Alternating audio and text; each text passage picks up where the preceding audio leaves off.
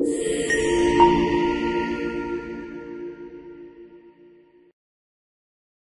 वालेकुम everyone, welcome back. आज हमारी सेकंड क्लास है सीफैप 6 की। हमने अपनी पहली क्लास में कोड ऑफ एथिक्स 2019 का एक सेक्शन ख़त्म किया था जिसका नाम था कॉन्फ्लिक्ट ऑफ इंटरेस्ट, जिसमें हमने एक बेसिक अगर केस आपको रिवाइज करवाऊं उसमें हमने ये देखा था कि क्लाइंट हमारे पास आया, वो कह रहा है कि मुझे आपके ऑडिट क्लाइंट को एक्वायर करना है, तो क्या थ्रेट है इसके अंदर।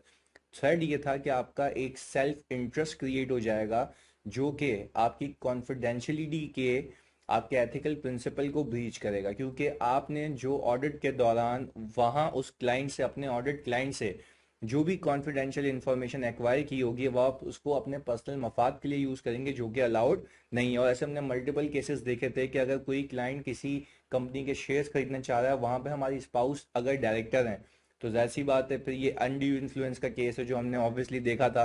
अच्छा जी, इन सब केसेस को हमने एक फ्लोचार्ट के मद में, एक फ्लोचार्ट के फेजेस में कवर तो किया था, बट क्या अगर मैं आईकैप का कोड ऑफ एथिक्स 2019 खोलूं तो क्या मैं उसमें से ही रेफर कर पाऊंगा, और अगर रेफर करता हूं तो क्या एग्जाम में उसमें से कुछ खोल के कुछ सेफगार्ड्स वगैरह लिख पाऊंगा? डेफिनेटली यस सर, आज हमें वही कवर करना है। सही जो, इसके साथ साथ एक दो सेक्शंस और देख लेंगे। तो सर बिस्मिल्लाह करते हैं आज की क्लास की। आपकी स्क्रीन पे देखें, आपके सामने आ रहा है कि कोड ऑफ एथिक्स का सेक्शन 310, मैंने आपको ये कहा था आप रीड करके आइएगा, और मुझे इस बात पे पूरा यकीन है, पुख्ता यकीन है कि किसी ने भी ये कोशिश नहीं की होगी, क्योंकि आई नो तुम सब बहुत बिजी हो, तुम्हारे पास पढ़ाई से ज़्यादा करने के लिए और बाकी सारी चीज़ें भी हैं। तो खैर, आपने अगर नहीं किया तो मेरे साथ कर लीजिएगा, प्लीज़ मेक श्योर कि आगे से आपने इसका ख्याल रखना है। चलिए जी, सेक्शन 310 अगर मैं देखूं तो आप देखें 310.4 A1, इसमें लिखा हुआ है examples of circumstances that might create a conflict of interest. तो सर अगर हम देखें, ये पहला केस जो है providing a transaction advisory services, यानी मैं एक क्लाइंट को ट्रांजैक्शन एडवाइजरी सर्विसेज दे रहा हूं जो कि मेरे ऑडिट क्लाइंट को एक्वायर करने के लिए है। तो सर वो एक सेल्फ इंटरेस्ट थ्रेड क्रिएट करता है, वो मैंने यहां से उठाया था, आप उसको केयरफुली देख सकते हैं। दूसरा केस देखें, बोल रहा है providing advice to to clients. याद करें, मैंने फ्लो चार्ट के जरिए आपको बताया था कि मैं दोनों क्लाइंट्स को एडवाइस कर रहा हूं कि वो किसी कंपनी को खरीदना चाह रहे हैं, और वो एडवाइस अगर मैंने किसी को दी, वो दोनों एक कॉम्पिटिटिव पोजीशन में, एडवर्सरियल कॉम्पिटिशन पोजीशन में है, तो अगर मैं ये देखूं कि मैंने किसी का फायदा करवा दिया तो दूसरे का नुकसान हो जाएगा, और ऑब्वियसली मैं उसकी तरफ ज्यादा इंक्लाइन हूंगा जो मुझे फीस ज्यादा देगा। अच्छा जी, फिर हम देखते हैं कि तीसरा केस ये था providing services to a seller and buyer in relation to the same transaction, यानी मैं खरीदने वाले को बोल रहा हूँ कि हाँ भाई मैं तुम्हें शेयर्स खरीदवा के देता हूँ, बेचने वाले को बोल रहा हूँ कि हाँ मैं तुम्हें शेयर्स बिकवा के देता हूँ। ऑब्वियसली जो मुझे ज्यादा कमीशन देगा मैं उसकी तरफ ज्यादा इंक्लाइन हो जाऊंगा, तो आई थिंक ये भी अलाउड नहीं है।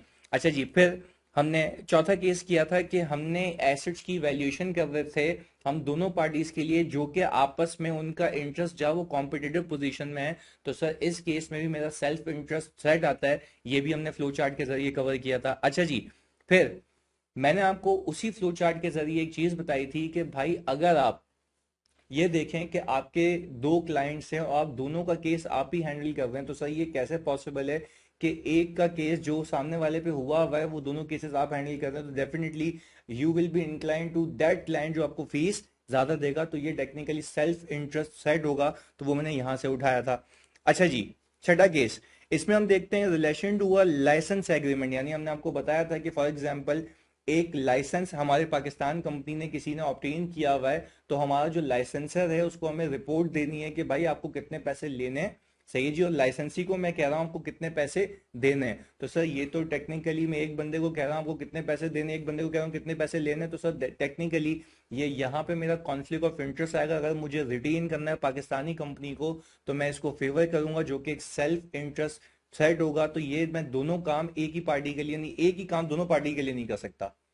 तो फिर हमने इसके सेफगार्ड हमने वहां पे लिखे थे कि भाई चाइना वॉल क्रिएट करो, दूसरी टीम असाइन कर दो, वो सारी चीजें आगे आ रही हैं। अच्छा जी, फिर हमने कहा कि भाई देखिए advising a client to invest in a business in which for example the spouse of a chartered accountant has a financial interest, यानी अगर हम ये कह सकते हैं कि अगर हमारी स्पाउस, हमारी वाइफ वहां पे शेयर्स होल्ड करती है, तो सीधी सी बात है मैं अगर एक्विजिशन की बात करूंगा तो मैं उसकी वैल्यूएशन ज्यादा से ज्यादा लगाऊंगा ताकि हमारी वाइफ के शेयर्स महंगे से महंगे बिकें।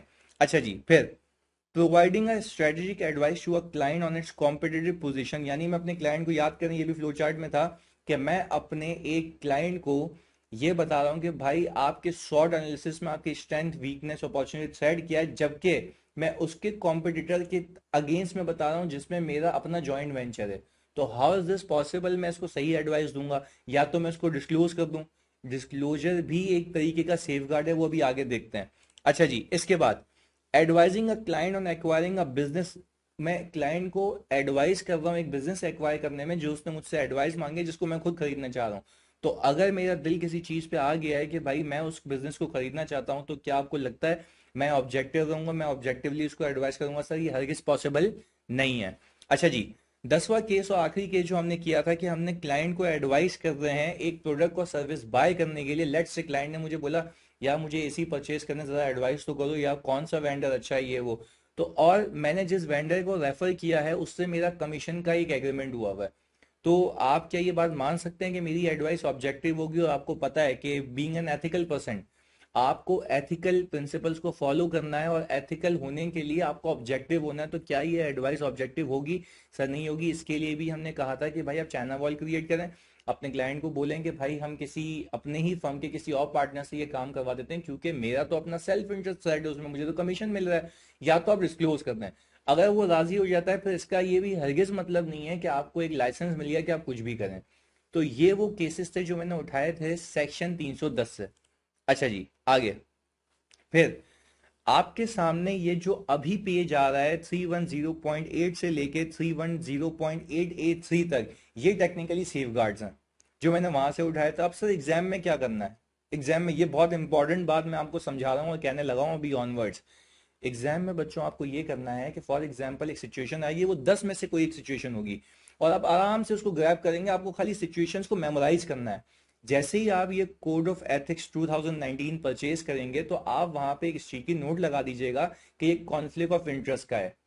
अगर आपको एग्जाम के अंदर कोई शक हो रहा है कि यार ये यहाँ से आया नहीं आया, तो आप वहां पे फौरन खोलें और देखें कोई केस अपीयर हो रहा है या नहीं। तभी आपकी आसानी के लिए मैंने फ्लो चार्ट में उसको कन्वर्ट किया हुआ है ताकि एक माइंड मैप बना रहे। अच्छा जी, आगे सवाल आता है अगर तो उसकी ड्राफ्टिंग टेक्निक क्या होगी? फिर मैं ये सेफगार्ड बताता हूँ ना आपको, क्योंकि अब उसकी लिंकेज है यहाँ पे। सवाल आ गया लेट से इस कॉन्फ्लिक्ट ऑफ इंटरेस्ट के किसी सेक्शन में से, सही 10 में से कोई एक केस आ गया। तो लेट से अगर मैं पहली वाली एग्जांपल दूं कि हमारे पास क्लाइंट आया, वो बोल रहा है कि मैं आपके ऑडिट क्लाइंट को एक्वायर करना चाहता हूं। तो ये सिचुएशन आप अपनी अंग्रेजी नहीं लिखना, आप सवाल में से उठाना। आप कहना कि ABC limited is considering to acquire our audit client and asking for providing transaction services. तो ये आपने जो भी चीजें लिखी होंगी ये सवाल में ही होंगी, वहां से आपने रिप्रोड्यूस कर देना, उसके आगे लिख देना है this creates a self interest threat.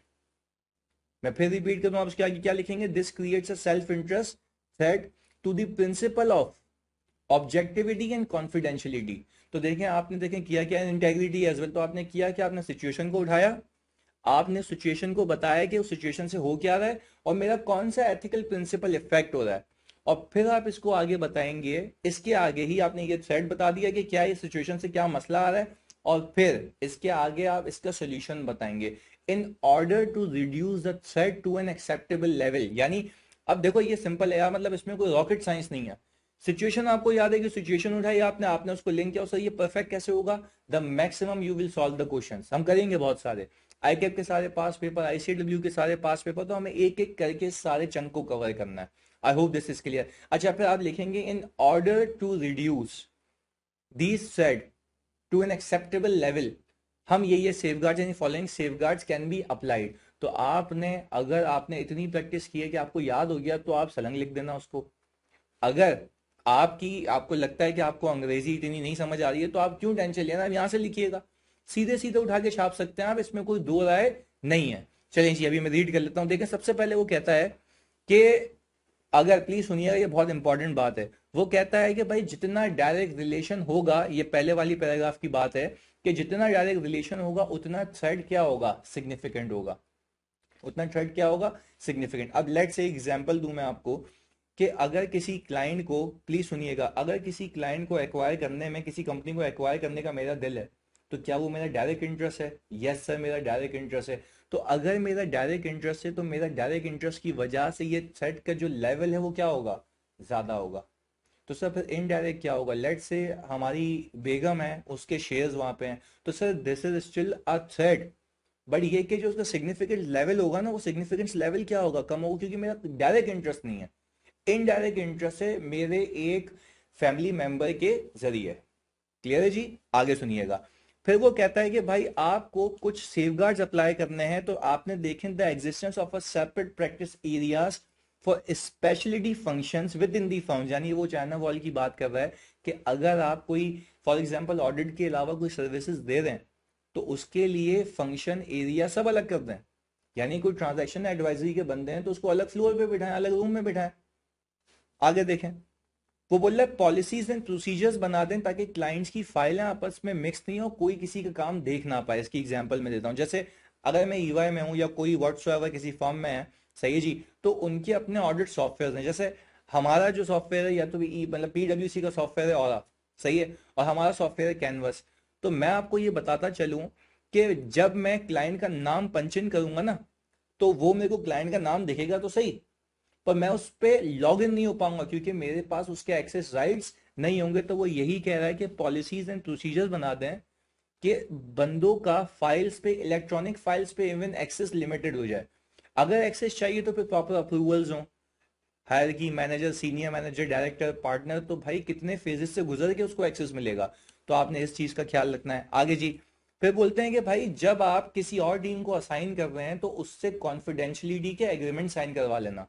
उसको बोलना कि देखो वैसे तुम पे एथिकल प्रिंसिपल्स तो वैसे भी अप्लाई होते हैं, तुम साइन भी करो कि तुम यहाँ की दी हुई या ऑब्टेन की हुई इतनी सी भी इंफॉर्मेशन किसी और को पास ऑन नहीं करोगे, तो ये टेक्निकली एक डर क्रिएट करेगा जो कि इस सेट को एक्सेप्टेबली लो लेवल पे लेके आ जाएगा। अच्छा जी। और मैं अगर इसके बाद वाली बात करूं कि separation of confidential information physically and electronically, वो मैं ऊपर समझा चुका हूं। अच्छा, नीचे देखिएगा, बोलता है कि example of actions that might be safeguard to address threats created by a conflict of interest includes, बोल रहा है कि भाई having separate engagement teams who are provided with the clear policies and procedures on maintaining confidentiality। ये देखिए policies and procedures की बात हमने ऊपर की, और ये बोल रहा है चाइना वॉल क्रिएट कर दो। क्लियर है जी।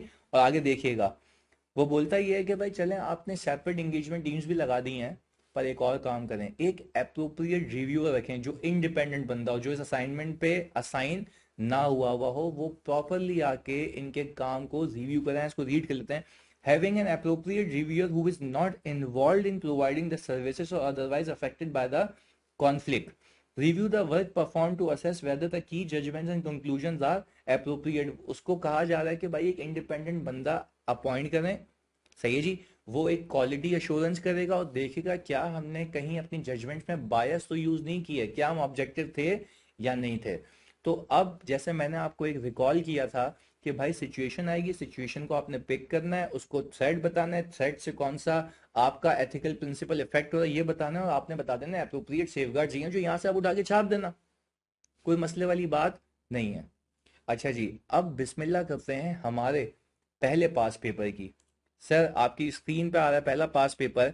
अगर हम देखें विंटर 2015 का, वो कह रहा है you are partner in a firm of chartered accountants. मतलब ये सुन के ही हमें लगता है कि भाई हम कोई बड़ी पोजीशन पे आ चुके हैं, और मतलब फिर जैसी बात है फील होता है, तो पार्टनर की जिम्मेदारी मिली है तो फिर उसको लिखना भी पार्टनर की तरीके से ही। इधर having three partners presently following matters is under your consideration, यानी आपके कंसिडरेशन में एक मैटर आया हुआ है, तो वो देख लेते हैं। अच्छा जी। Your firm has been approach by Javed limited for advice, यानी आपकी फर्म को अप्रोच किया गया है जावेद लिमिटेड ने, सही है जी, एडवाइस मांग रहा है, वो इन्वेस्ट करना चाह रहा है कामरान लिमिटेड में। भाई कामरान लिमिटेड में इन्वेस्ट करे मेरी बला से, मेरा क्या जाए। आगे देखें क्या लिख रहा है। The spouse of a partner of the firm holds 5 lakh shares in KL। अब सर मुझे कहानी याद आ रही है कि वही फ्लो चार्ट याद आ रहा है कि हमारा क्लाइंट बोल रहा है मुझे एडवाइस करो इन्वेस्ट करूं या नहीं करूं, और हमारी बेगम वहां पे शेयर्स होल्ड करके बैठी हुई है।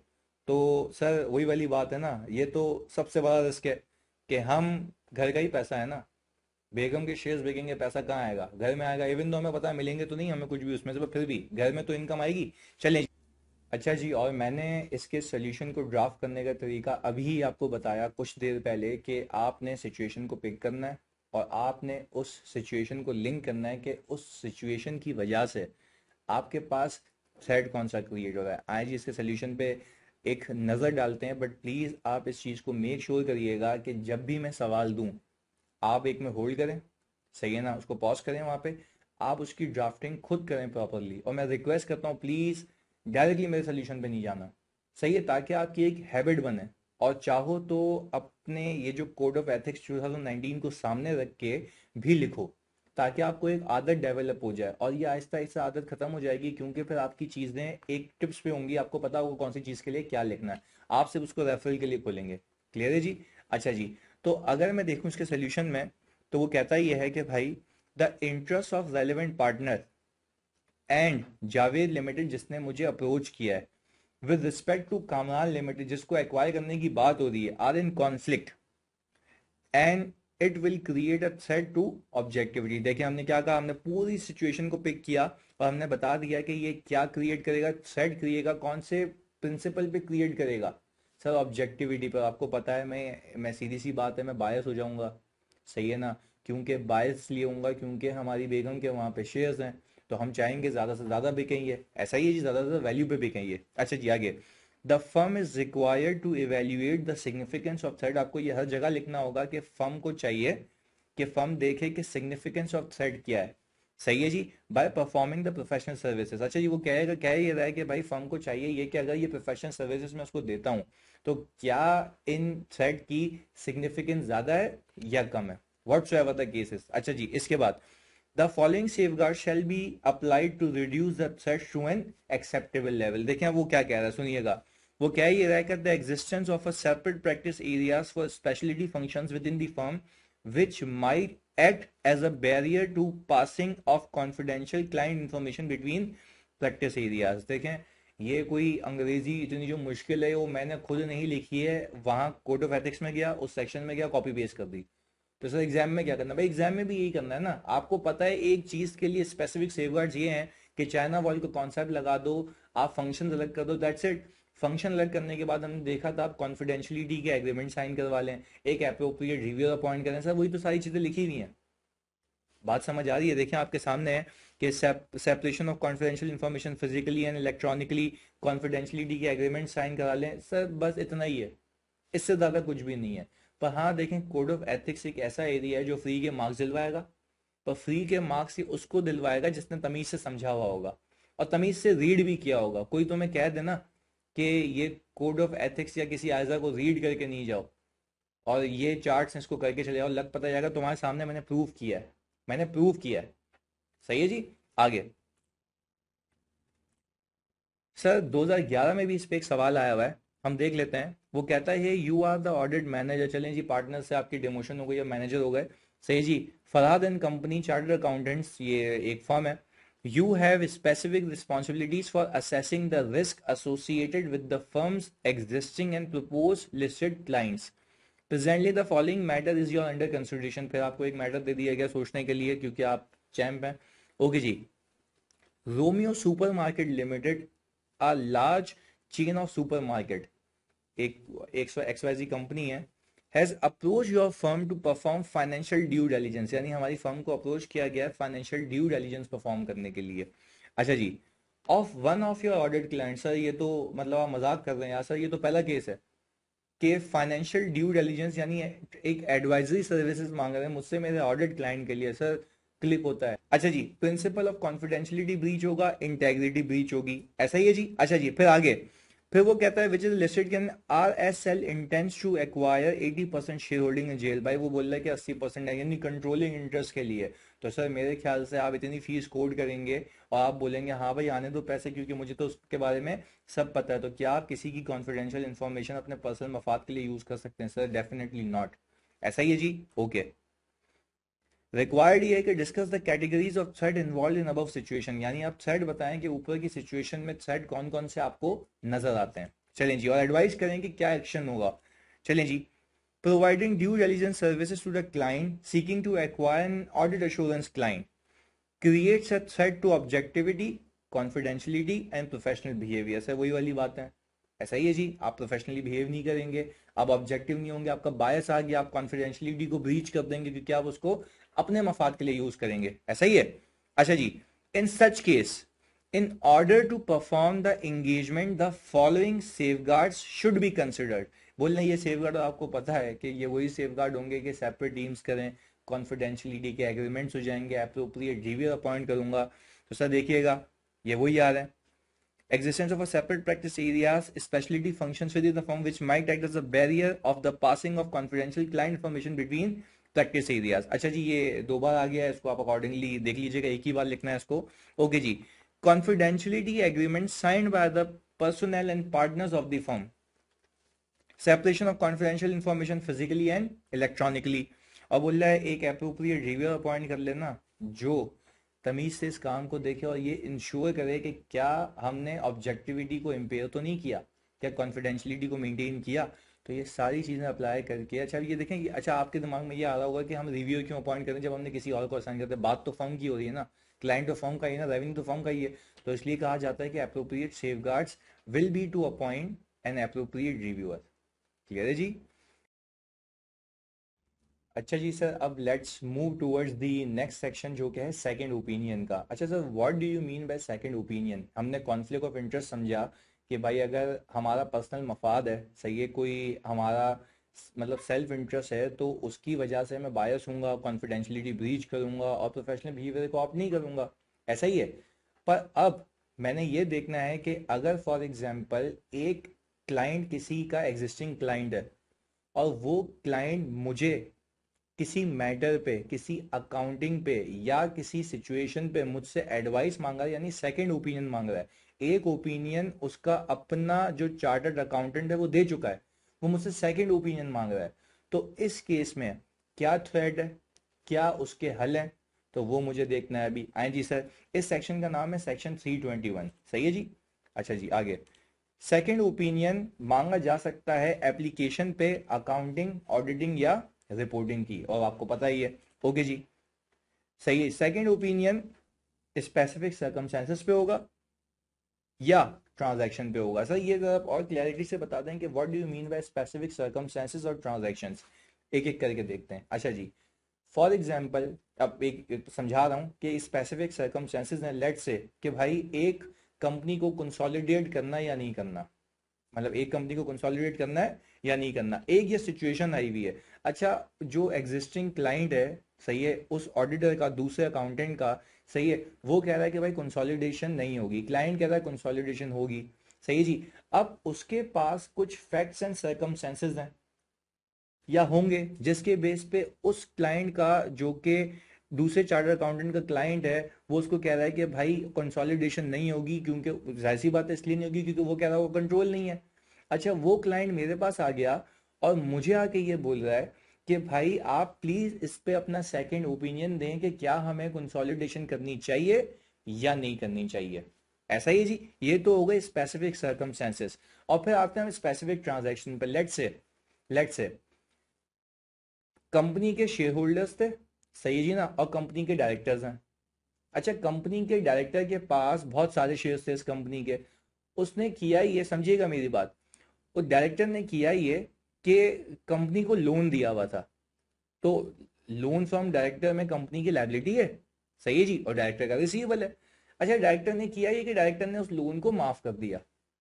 अब ये एक स्पेसिफिक ट्रांजैक्शन है कि वो ओनर भी है, तो ओनर ने टेक्निकली कंट्रीब्यूशन की है इस कंपनी में, तो सर वो तो इक्विटी क्लासिफाई होनी चाहिए। पर ये देखें ऐसे कॉम्प्लेक्स ट्रांजैक्शंस है ना, पर हम जब प्रैक्टिकल लाइफ में उसको देखते हैं उसको डील करते हैं। अच्छा भाई, अब उस क्लाइंट का जो XYZ कंपनी है, सही है जी, उस क्लाइंट का ऑडिटर उसको कह रहा है कि भाई आप इसको इक्विटी के तौर पर दिखाएं क्योंकि this is technically a contribution from the share holder. उसे माफ कर दिया तो ये तो इक्विटी है, आपने उसको लायबिलिटी बनाई हुई है। तो भाई हालात और वाकयात के हिसाब से है ना। तो कहना ये चाहता हूं कि जब कोई कॉम्प्लेक्स ट्रांजैक्शंस होती हैं तो कोई कंपनी का कोई एग्जिस्टिंग अकाउंटेंट होता है, उससे उसकी बहस चल रही होती है, तो उस बहस पे सेकंड ओपिनियन लिया जाता है, सही है जी, चाहे वो अकाउंटिंग का मैटर हो, चाहे वो ऑडिटिंग का मैटर हो, चाहे वो स्पेसिफिकली कोई डिस्क्लोजर रिलेटेड मैटर हो। समझ आती है बात? तो ये तो मैंने आपको एक फ्रेमवर्क बता दिया कि क्यों सेकंड ओपिनियन लिया जाएगा। सर इसमें बीइंग पर्सन जो कि सेकंड ओपिनियन देगा, बीइंग अ फर्म जो सेकंड ओपिनियन देगा, बीइंग अ चार्टर्ड अकाउंटेंट जो सेकंड ओपिनियन देगा, मेरी क्या कंसिडरेशन होनी चाहिए वो मुझे ये बताता है। आज ही देखते हैं। अच्छा ये देखें, ये क्लाइंट है और ये एक दूसरा अकाउंटेंट है, सेट है जी, जो कि इसका एग्जिस्टिंग अकाउंटेंट होगा। अच्छा जी, अब एक कंसल्टेंसी एक इशू आ गया है कि या तो अकाउंटिंग एप्लीकेशन का या ऑडिटिंग एप्लीकेशन का, what's ever the case is, ये क्लाइंट हमारी फर्म को हायर कर रहा है सेकंड ओपिनियन के लिए। अच्छा जी, अब दो तीन चीजें आपने दिमाग में रखनी है कि अगर कोई कंपनी मेरी फर्म को हायर कर रही है सेकंड ओपिनियन के लिए तो उससे मसाइल क्या पैदा होंगे, हम बेसिकली वो यहां डिस्कस कर रहे हैं। देखिएगा इधर, वो कह रहा है this will create a self interest threat. क्यों, अभी देखिएगा। If the second opinion is not based on the same facts that the existing और प्रीडिसेसर अकाउंटेंट, एग्जिस्टिंग मतलब जो अगर अभी या तो वो अकाउंटेंट है या तो वो अकाउंटेंट रह चुका है, व्हाट्स एवर द केसेस, सही है, is based on then inadequate evidences. अच्छा जी, अब आगे समझिएगा।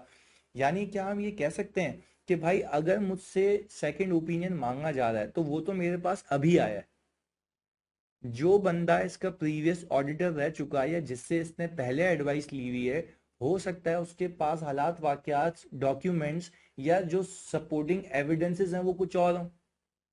हमारे पास जो क्लाइंट बता रहा है हमारे ओपिनियन के लिए कुछ होगी, क्योंकि देखिए क्लाइंट करता है दो नंबरी। क्लाइंट एसएससीपी को बोलेगा देखिए मैंने इस ऑडिटर से पूछा था तो इसने तो मुझे ये बताया, उसने वो बताया तो मैंने इसकी मान ली, क्योंकि मेरे पास तो दोनों प्रोफेशनल फर्म की एडवाइसेज है ना। तो इस चीज को केटर करने के लिए ये कहा गया कि भाई आप जब सेकंड ओपिनियन दे रहे हैं तो ऐसे अंधों की तरह सेकंड ओपिनियन नहीं देना है। आपने हालात वाकयात देखने जो पिछले ऑडिटर के पास थे या एक प्रोफेशनल फर्म के पास थे या प्रोफेशनल अकाउंटेंट के पास थे, और आपको जो बताया गया क्या उसमें फर्क तो नहीं है। अगर आपकी एडवाइस उसकी एडवाइस से डिफर कर रही है तो वो उसकी बेसिस और जो हालात वाकयात उसके सामने रखे गए थे वो भी तुम्हारे सामने हो।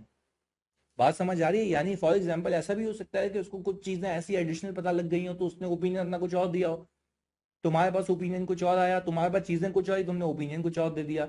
तो इस चीज को केटर करने के लिए कहा गया कि भाई आपका सेल्फ इंटरेस्ट थ्रेट तब आएगा कि जब आपसे सेकंड ओपिनियन मांगा जाए, आप क्लाइंट के फेवर में ओपिनियन दे देंगे, और क्लाइंट के फेवर में जब ओपिनियन देंगे वो खुश होगा तो आगे ऑनवर्ड वो बिजनेस भी आप ही के साथ करेगा।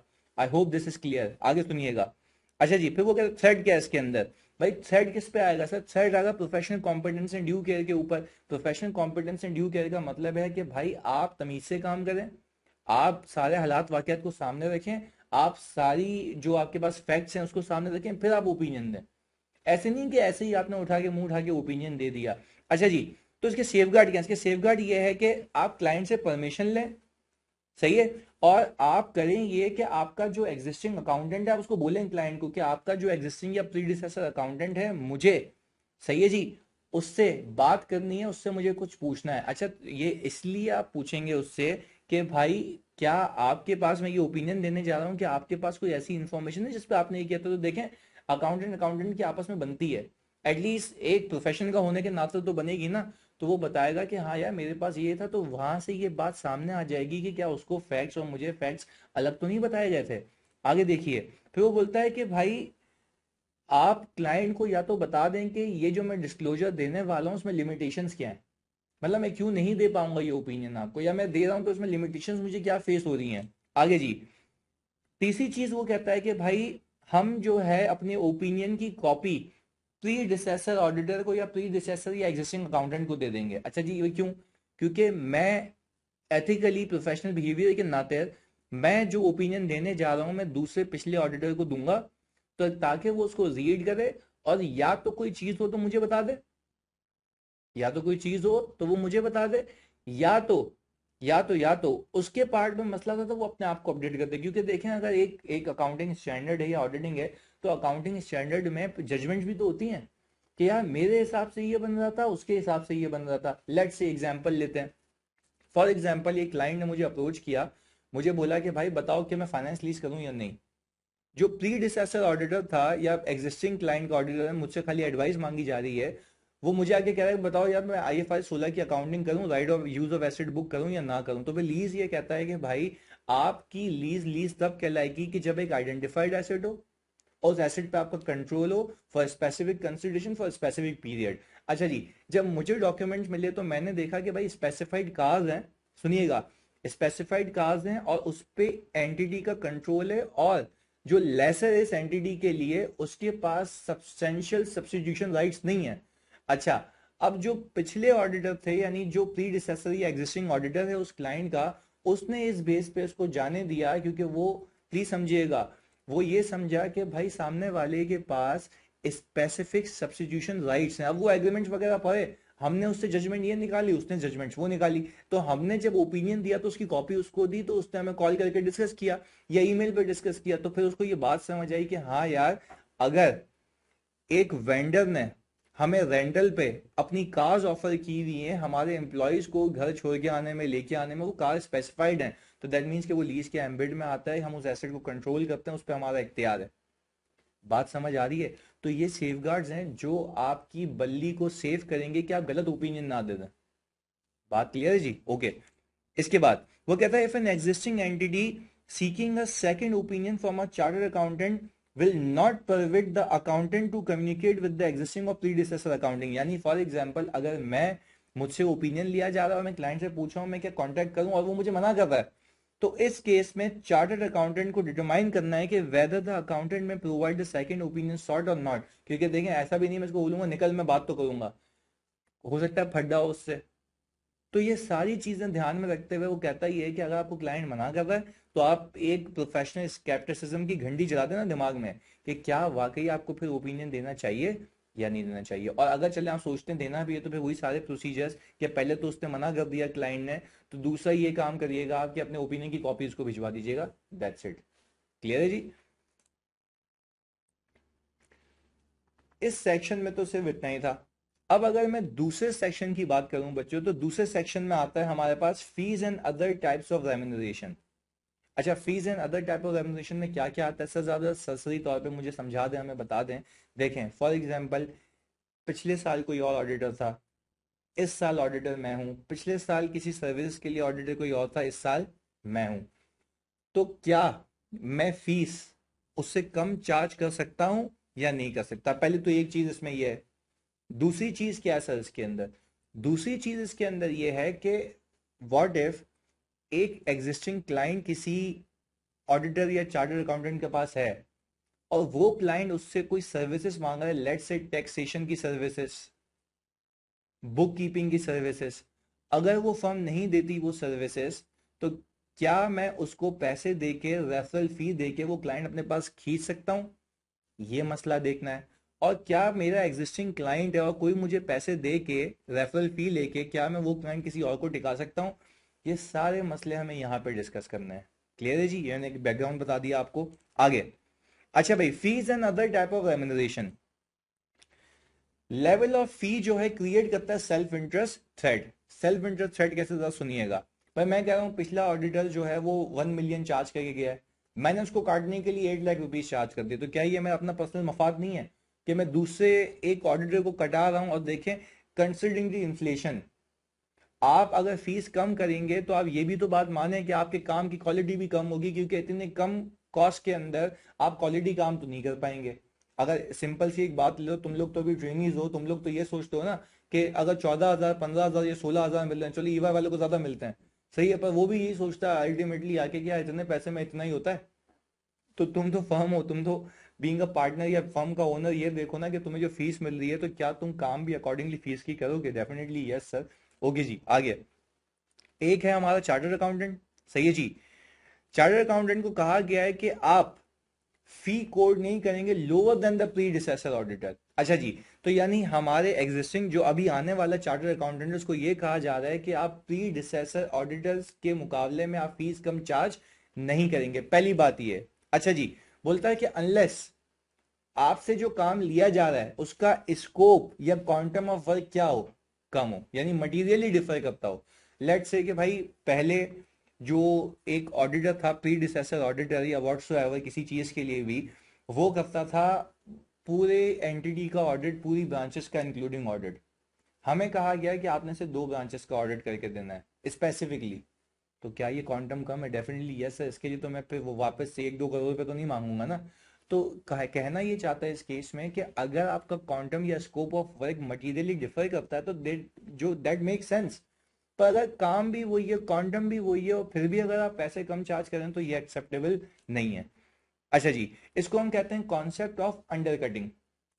आगे, अच्छा, ये फैक्टर्स इवेल्युएट करने के लिए कि थ्रेट किस लेवल पे है, तो वो कहता है whether the client is aware of the terms and condition of the engagement and the basis on which fees are charge and which professional services the quoted fee covers.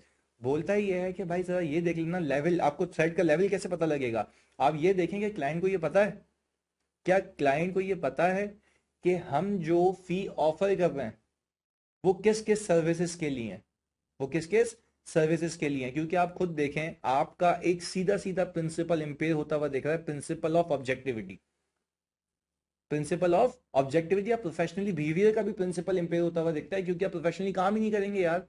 आप professionally काम कर कैसे सकते हैं? मैं आपको सिर्फ इतना कह रहा हूं कि भाई आपकी ऑब्जेक्टिविटी इंपेयर हो जाएगी, क्योंकि आपका पर्सनल मफाद आ जाएगा। आप काम कम करेंगे, you will not be objective, you will be bias. आप बोलेंगे निकालो चीजें भाई, निकालो, खत्म कर दो इस चीज को। तो इसीलिए कहा गया कि क्या क्लाइंट को ये पता है कि आपने जो फीस चार्ज की है किस स्कोप ऑफ वर्क के लिए की है? और अगर ये पता है और फिर आपने ऐसी ऑडिट निकाल दिया, तो फिर आपको पता है फिर क्या सीन होने वाला है। सही है जी, आगे। Whether the level of fee is set by an independent third party such as regulator body। अच्छा जी, अब फॉर एग्जाम्पल अगर रेगुलेटर ने फी फिक्स की हुई है इस काम के लिए, या रेगुलेटर ने आपको अपॉइंट किया, तो फिर इस केस में मुझे लगता यह है कि भाई आपका जो थ्रेट है वो कम होगा, यानी उसका लेवल कम होगा। थ्रेट तो स्पेसिफिकली एग्जिस्ट करेगा, पर उसका लेवल कम होगा, क्योंकि रेगुलेटर की उस पर ओवरसाइट होगी। और कल को अगर वो फाइल खुलती है तो फिर आपको पता है फिर क्या होना है आगे। ऐसा ही है जी। अच्छा, फिर बोलता है इसके लिए सेफगार्ड्स क्या हैं? इसके लिए सेफगार्ड्स ये हैं कि भाई अपनी फीस को अप्रोप्रिएटली एडजस्ट करें अकॉर्डिंगली अपने स्कोप ऑफ एंगेजमेंट के, या तो अपने स्कोप को कम करते हैं। अगर आप फीस ज्यादा नहीं कर सकते हैं तो टेक्निकली फिर आपको स्कोप कम करना पड़ेगा, ताकि कॉस्ट बेनिफिट एनालिसिस हो सके और आप काम भी अप्रोप्रिएटली तमीज से कर सकें। इसके बाद दूसरा सेव कार्ड आपको इस सिचुएशन में ये मिलता है कि आप भाई अपने काम के लिए रिव्यूअर अपॉइंट करें, यानी जो एग्जिस्टिंग फर्म का रिव्यू कोई और पार्टनर है उसको अपॉइंट कर लें, ताकि वो काम को अप्रोप्रिएटली चेक करे। पर अगेन ये वही बात आती है कि ये अल्टीमेटली आपकी कॉस्ट ऑफ कॉन्ट्रैक्ट को या कॉस्ट ऑफ एंगेजमेंट को क्या करेगा? इंक्रीज करेगा। अच्छा जी, इसके बाद रेफरल फीस और कमीशन की बात कर लेते हैं। सेल्फ इंटरेस्ट थ्रेड क्रिएट होता है principal of objectivity and professional competence and due care पे। अच्छा जी, अब सेल्फ इंटरेस्ट थ्रेड क्यों होता है क्रिएट? सही है जी, अपने ऑब्जेक्टिविटी पे और professional competence and due care पे ड्यू टू रेफरल फीस और कमीशन अभी डिस्कस करते हैं। पहली एग्जांपल मैंने दी थी कि हमारी एक फर्म है, हम एक चार्टर्ड अकाउंटेंट है। सही है जी, हमने अनदर चार्टर्ड अकाउंटेंट को एक रेफरल फी पे की है नया क्लाइंट घेरने के लिए, यानी उसका क्लाइंट है पर वो सर्विसेज वो ऑफर नहीं करता, तो उसको हम बोलना है कि भाई जब तेरे को करना ही नहीं उसके लिए काम, तो वो सर्विसेज के लिए वो क्लाइंट मुझे दे दे। ऐसा ही है। अच्छा जी, अब हुआ ये कि उस स्पेशलिस्ट सर्विसेज के लिए मैं अपने पास क्लाइंट तो ले आया, अब वो स्पेशलिस्ट सर्विसेज लेट से टैक्सेशन की है, मैं उसको ऑडिट तो नहीं कर रहा, मैं तो टैक्सेशन कर रहा हूँ उसके लिए। अब जाहिर सी बात है, क्लाइंट को घेरने के लिए, क्लाइंट को घेरने के लिए मैं टेक्निकली करूंगा ये कि जो वो मुझे कहेगा कि यार टैक्सेशन में थोड़ी सी बचत करके दो, मेरे केसेस के लिए आप स्टैंड लो, वो सारी चीजें मैं करूंगा, तो technically that client will be incline towards me, मेरी दोस्ती होगी उससे, और दोस्ती होगी तो लॉन्ग एसोसिएशन होगी, तो उसका जितना भी फ्यूचर का बिजनेस है वो मैं अपने पास लेके आऊंगा। तो क्या आपको ये बात समझ आ रही है कि मैं ऑब्जेक्टिव नहीं रहूंगा? मैं एक काम के लिए जो रेफरल फी दे के लेके आ रहा हूं अपने पास, तो क्या मैं उससे पूरा बिजनेस खींचने की कोशिश करूंगा? तो इसलिए कहा जाता है कि भाई ऑब्जेक्टिव नहीं रहेंगे, आप बायस हो जाएंगे, आपका कॉन्फ्लिक्ट ऑफ इंटरेस्ट आ जाएगा, आपका सेल्फ इंटरेस्ट आ जाएगा। इसलिए हम कहते हैं कि भाई आपके पास एक सेल्फ इंटरेस्ट थ्रेड क्रिएट होगा। और there might also be a possibility कि आप जो क्लाइंट अपने पास खींच रहे हैं रेफरल के लिए, आप उसके लिए प्रोफेशनली कॉम्पिटेंट ना हो। आगे, फिर ये कह रहा है कि भाई हमारा अनदर चार्टर्ड अकाउंटेंट है दूसरा। सही है जी, प्लीज सुनिएगा। अब हमने फीस रिसीव की है, पहले क्या कर रहे थे हम, फी दे रहे थे। और ये मैं क्यों इतना डिटेल में बताता हूँ, क्योंकि अंग्रेजी भी पढ़ के समझ भी है। अच्छा, अब टेक्निकली किया क्या बच्चों, हमने फी रिसीव की है, अब हमारे पास कोई ऐसी सर्विसेज नहीं है जो हम ऑफर नहीं करते पर क्लाइंट मांग रहा है, तो हमने सिंपल क्या किया, यही चीज उठा के किसको चिपका दी आगे? सर हमने ये दूसरे चार्टर्ड अकाउंटेंट को चिपका दी। अच्छा जी, अब टेक्निकली जो सर्विसेज हमसे मांगी जा रही थी वो हमारे पास नहीं थी, हमारी फर्म ऑफर नहीं कर रही थी, और ये सर्विसेज के लिए हमने टेक्निकली रेफरल फी लेके सामने वाले को चिपका दिया। अब आपका दिमाग ये कह रहा होगा कि सर इसमें क्या थ्रेड है, यही तो इसमें टेक्निकलिटीज हैं, यही तो समझना है कि इसमें थ्रेड क्या है। क्योंकि देखिए मैं आपको बता दूं, सिर्फ रीडिंग और ये केसेस बता देना फर्क नहीं है, इसके पीछे का कर्स, इसके पीछे का कॉन्सेप्ट भी समझें। अच्छा, अब फॉर एग्जाम्पल आप एक चार्टर्ड अकाउंटेंट है, आप किसी को रेफर कर रहे हैं, तो आपको ये नहीं पता होना चाहिए कि सामने वाले बंदा जिसको आप ये क्लाइंट चिपका रहे हैं उससे फीस लेके, तो आपको इतनी लालच होगी फीस लेने की कि आप सामने वाली क्लाइंट का जो सामने वाला फर्म है, सामने वाली जो फर्म है, उसको काम देने से पहले सोचेंगे नहीं कि क्या वो इतना कॉम्पिटेंट है कि प्रोफेशनली सर्विसेज परफॉर्म कर पाए। तो इसलिए कहा गया कि रेफरल फी देते वक्त भी सोचो, रेफरल फी लेते वक्त भी सोचो। अच्छा, रेफरल फी देते वक्त इसलिए सोचो कि भाई आपका कोई प्रिंसिपल ऑफ ऑब्जेक्टिविटी इंपेयर तो नहीं होगा, क्या अब ऐसा तो नहीं है कि अपने मफाद के लिए ऐसी की तैसी क्लाइंट की तरफ इंक्लाइन ज्यादा होके आप उसके मफाद के लिए काम करके दूसरों को नुकसान पहुंचाएं।